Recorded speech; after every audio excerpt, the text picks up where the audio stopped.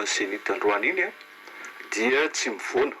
amin'ny zavatra zay netretinay eo nivon'ilay atao hoe vondron'ny manampaizana zany mahakasika ny fifitianana satria tamin'ny mémorandum zay navoakanay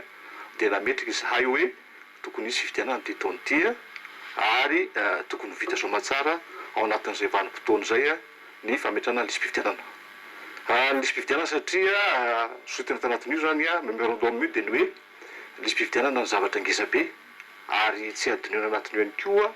ny fanabeazan'ny olom-pirenena amin'io tontolon'ny fifitianana ary ao ihany koa ny manodidina ny hoe ny famaritana ny tetiandro mpifitianana zay tsy azo lasaina hoe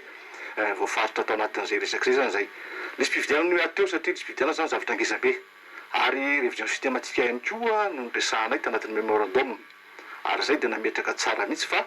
azo atao tsara mihitsy manao an'izay révision zay, manao an'izay fanavoazana fanatsarana lisy fifitianana zay efa misy ho atsaraina ao anatin'izay tontolon'ny fifitianana zay. Ny zavatra tiany sotena koa dia nametrahanay satria zay zany nametraka mihitsy hoe tanatin'ilay mémorandum hoe fifitianana dia isy iny ikambanan'ny rehetra iny ary ny fifitianana zay napetraka ay tanatin'iny dia ny hoe fifitianana anankiroa azo atao tsara mihitsy zany hoe ny fifitianana sombamboaka sy ny fifitianana filoham-pirenena.